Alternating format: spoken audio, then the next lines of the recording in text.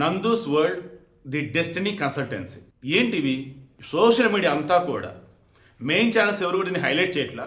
But social మీడియాలో YouTube channels, Instagram ఇన్ఫ్లుయెన్సర్లు మొత్తం ఇదే హైలైట్ చేస్తున్నారు. ఈ మూమెంట్లో 2024 అక్టోబర్లో నమోదైన కేసు ఒకటి. గణేష్ గోల్డ్ తాకట్టులో ఉన్న బంగారాన్ని విడిపించి కొనబడును. సంప్రదించండి 9966511144. 2025 డిసెంబర్ 28 నమోదైన కేసు ఒకటి నా దృష్టికి వచ్చాయి. అవి ఏంటని చూశారు. ఒకటి ఏకంగా మంగళగిరిలో డీజీపీ ఆఫీసులో కంప్లైంట్ చేసింది. ఎవరి మీద? ది డెస్టినీ కన్సల్టెన్సీ మీద అండ్ మధుకర్ జాగర్లమూడి అనబడే వ్యక్తి మీద. ఈ మధుకర్ జాగర్లమూడి అనబడే వ్యక్తి ఎవరు? ఈ నందూస్ వరల్డ్ ఎవరైతే ఉన్నారో నందిని నందన ఆమె యొక్క భర్త. సో ఇక్కడ ఈ కన్సల్టెన్సీ కూడా వేయలేదని చెప్పేసి ఇది అగైన్ 2025 డిసెంబర్ 28న ఒక కేసు. ఏంటి ఆ కేసు? కోర్టు దాకా కూడా వచ్చింది. అయితే వాళ్ళు క్వాష్ చేయమని అడిగిన ఉంటారు, స్టిల్ అది క్వాష్ చేస్తుంటారు. మరి పోలీసు పక్కన పెట్టడం విచారణ చేస్తున్నారు, వాళ్ళే చెప్పాలి. ఏంటి ఆ కేసు? ది డెస్టినీ కన్సల్టెన్సీ ఉంది. దానికి సంబంధించి మొత్తం చూసుకునేది మధుకర్ జాగర్లమూడి. ఇతను యూకేలో ఉంటాడు, యునైటెడ్ కింగ్డమ్. ఓకే, స్కాట్లాండ్, తర్వాత ఐర్లాండ్, తర్వాత ఇంగ్లాండ్. సో అక్కడ ఉంటూ ఒక కన్సల్టెన్సీ పెట్టి అక్కడ కొన్ని కంపెనీలు పెట్టి సర్టిఫికేట్ ఆఫ్ స్పాన్సర్షిప్ అంటారు, సిఓఎస్, అది జారీ చేసినప్పుడు దాని బేసిస్ మీరు వీసా తెచ్చుకోవచ్చు. ఇక అది ఎవరైతే మీకు జారీ చేస్తారో దాని అర్థం ఏంటంటే మీకు జాబ్ ఇస్తామని అర్థం. వెళ్ళారు, యూకే వెళ్ళారు, ఇంకా జాబ్ చేసుకోవచ్చు. ఎవ్రీ మంత్ ఖచ్చితంగా మీకంటూ పేమెంట్ పడాలి. అందులో ట్యాక్స్ కొంత అయింది, ట్యాక్స్ కొంత కట్ అయింది. ఆ తర్వాత మరలా మీకు సంబంధించి పెన్షన్ కట్టడం లైక్ ఇలా కొన్ని ఉంటాయి. అవన్నీ కనుక ప్రాపర్ వేళ కనుక ఇన్ టైంలో అక్కడ పడకపోతూ ఉంటే మీకు ఆటోమేటిక్గా సర్టిఫికేట్ ఆఫ్ స్పాన్సర్షిప్ క్యాన్సిల్ అయిపోయింది. అప్పుడు మరలా యూకే ఏం చేస్తారంటే మీకు కొంత టైం ఇస్తాడు, 6 months 1 year టైం ఇచ్చి ఆ లోపు నువ్వు మరలా ఏదో కంపెనీ దగ్గర నువ్వు జాబ్ పొందాలా, సర్టిఫికేట్ ఆఫ్ స్పాన్సర్షిప్ మరలా పొందాలా. ఓకే, అలా కనుక లేదనుకో నువ్వు ఇంక ఇండియా వచ్చేయాలి. ఇక్కడ ఎవరైతే కేసులు పెట్టారో వాళ్ళు చెప్పింది, మాలాంటి వాళ్ళు చాలామంది ఉన్నారు, మేము బయటకు వచ్చాం. ముందుగా మా దగ్గర వీళ్ళు చెప్పింది ఏంటి అంటే మా కంపెనీలు ఉన్నాయి, మా కన్సల్టెన్సీ ఉంది, మీరు ఎక్కడ కావాలో చెప్తే అక్కడికి పంపిస్తాం, ఇంత డబ్బులు కట్టాలని అన్నారు. కంపెనీ కడదామని ట్రై చేస్తే కంపెనీ కాదు, మీరు వేరే అకౌంట్లో చెప్తే అకౌంట్లో పంపని అన్నారు. అలా ఏంటి మీకు అదంటే మీకు బ్యాంక్ అకౌంట్లు కావాలా, కంపెనీ తరఫున మీకు వీసా కావాలన్నారు. సరే అని కట్టాము. ఈలోపు వీసా ఇంకా రాలేదు ఏంటని చెప్పేసి 6 months 1 year 2 years అయితే అప్పుడు ఒక వీసా ఇచ్చాడు. అదేంటని చెక్ చేసుకుంటే అది నాట్ వ్యాలిడ్. సో ఎయిర్పోర్ట్లో వెనక్కి పంపేశారు. ఈలోపు ఆల్రెడీ కొంతమంది వీసాలు రాలని ఉన్నారు కదా, వాళ్ళు క్రాస్ చెక్ చేసుకున్న తర్వాత ఇతను అడుగుతూ ఉంటే చివరికి ఫోన్ పెట్టేశాడు. అంటే 1 నెంబర్ బ్లాక్ చేస్తున్నాడు, 2 ఫేక్ వీసాలు పంపుతున్నాడు, 3 సరైన వీసా ఇచ్చిన ఈ యూకే వెళ్ళిన తర్వాత అక్కడ వాళ్ళకి పేరోల్స్ ఇన్ టైంలో జీతాలు పడతలేదు. ఒకళ్ళు 18 నెలలు ఉంటే వాళ్ళకి 2 నెలలు జీతం ఇచ్చారు, అది కూడా బై హ్యాండ్ ఇచ్చారంట పని చేయించుకొని. ఇలా మోసపోయిన వాళ్ళు ఎవరైతే ఉన్నారో ఇప్పుడు వాళ్ళు గగ్గోలు పెడుతూ ఉన్నారు.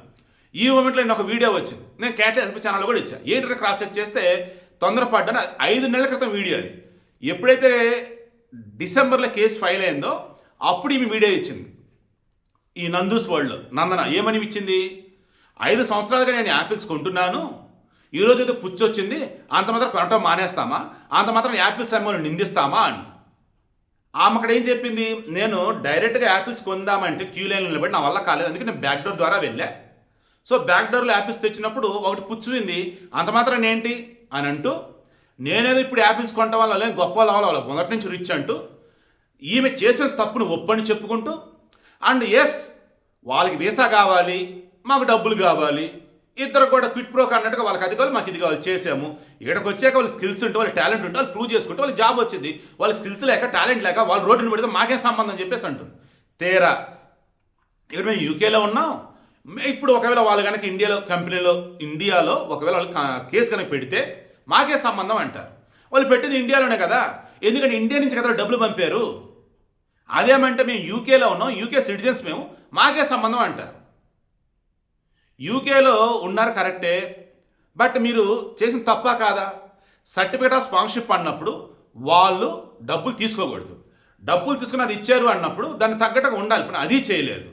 ఒక డబ్బులు తీసుకోవడం తప్పు, డబ్బులు తీసుకున్న వాళ్ళకి న్యాయం చేయలేదు, మరి మోసం చేసినట్టే కదా. అదేమంటే ఇండియాలో ఉన్నటువంటి వాళ్ళ పేరెంట్స్ మీద కేసులు పెట్టకూడదట.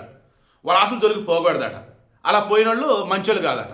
ఇదేమంటే ఈలోపు వీళ్ళ మీద ఎవరైనా వీడియో కనుక చేస్తే వాళ్ళకి ఎలా చెప్తుంది, పబ్లిసిటీ కోసం, వ్యూస్ కోసం, రెవెన్యూ కోసం అలా బతికేస్తారని అంటుంది. అంటే చేసింది తప్పు.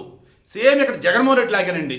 జగన్మోహన్ రెడ్డి 2019కు ముందు బాధుడే బాధుడు బాధుడే బాధుడు అని చంద్రబాబు మీద చెప్పి ఆయన వచ్చాక బాధేశాడు. ఇలా ఇక్కడ ఈమెను చూసుకుంటూ ఉన్నట్టయితే ఈమెగా నువ్వు భర్త కానీ ఎవరో ఏదో అది వస్తూ ఉంటారు, అలిసిన అందరికీ ఆన్సర్ చెప్పుకుంటా ఉంటామని చెప్పేసి ఆయన హస్బెండ్ అంటాడు.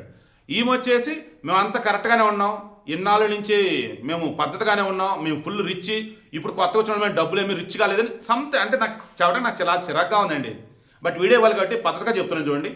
సర్టిఫికేట్ ఆఫ్ స్పాన్సర్షిప్ పేరు మీద, వీసాల పేరు మీద మోసం చేశారు, వాళ్ళ మీద కేసులు ఫైల్ అయినాయి.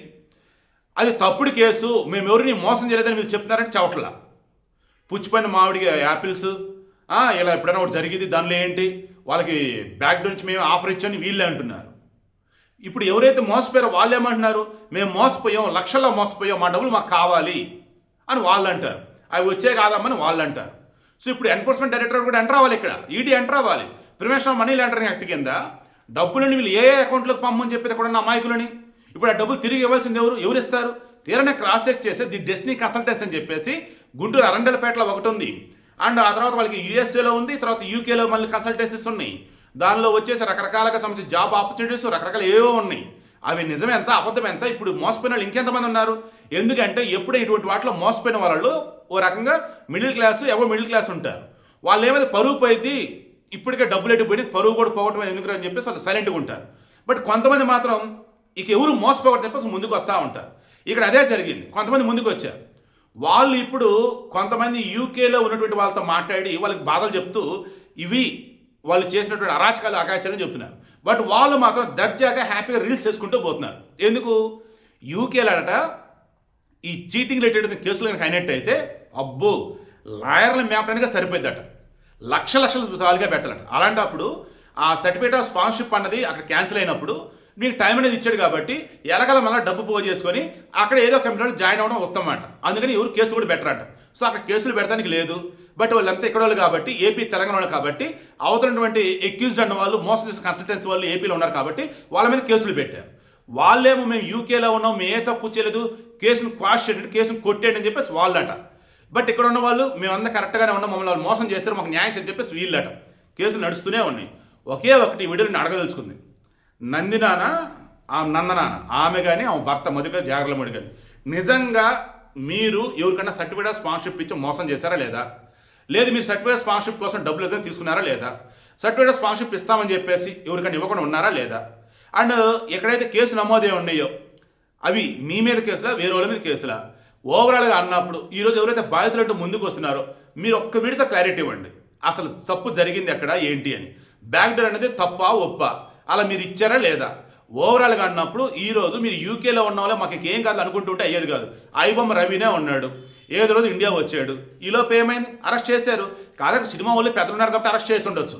మీ విషయంలో వచ్చేసి పేదలు, బడుగు బలహీన వర్గాలు అంటే వాళ్ళు కూడా కాదు కదా, డబ్బున్న వాళ్ళు కావచ్చు, మిడిల్ క్లాస్ వాళ్ళు కావచ్చు, కష్టపడి చదువుకున్న వాళ్ళు, వేరే వేరే దేశాల బతకాలని అనుకుంటున్న వాళ్ళు ఖచ్చితంగా వీళ్ళు ఊరుకోరు. కేసులు మొత్తం ఆల్రెడీ ఫైల్ అయ్యి ఉంటాయి.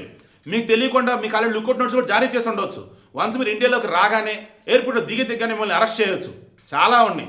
ఇవన్నీ ఒక ఎత్తు అయితే మీ వీడియోలో మీ పిల్లల్ని పెడుతున్నారు. ఆ పిల్లల కార్డు వాడి సింపతిని గెయిన్ చేస్తున్నారా? అది కరెక్టా? ఆ యాపిల్స్ పుచ్చిపోయి అక్కడ కూడా పిల్లల్ని పెట్టారు. ఏంటి అసలు అది? సో ఈరోజు సోషల్ మీడియా అంతా కూడా మెయిన్ స్ట్రీమ్ మీడియా టచ్ అయిపోయినా కానీ ఒకే ఒకటి హైలైట్ చేస్తున్నారు. అవేర్నెస్ కావాలి. ఒక వీసా ఏదైనా వస్తుంది అంటే అది ఎడ్యుకేషన్ వేస్తానా, వర్క్ వేస్తానా, జాబా, ఏదైనా సరే 1కి 10 సార్లు రీచెక్ చేసుకున్న తర్వాత అన్ని కరెక్ట్గా ఉన్నాయి అంటేనే పోండి. అండ్ ఒక కన్సల్టెన్సీని కూడా నమ్మి డబ్బులు మాత్రం కట్టవద్దు, కట్టినట్టు అన్యాయంగా మోసపోతారని అంటున్నారు. మొన్న మధ్య చూశాను మన ఇండియాలో ఎస్పెషల్ ఒక తెలంగాణ అండ్ ఏపీలో కలిపి 2600 కన్సల్టెన్సీలు అంటే ఇట్టా ఉంది. అందులో బోల్డ్ అని ఫేక్ అని అంట. అన్యాయంగా బలైపోతున్నారు అబ్రాడ్ వెళ్ళిపోయి. దయచేసి జాగ్రత్త ఎక్కడి నుంచి ఆయన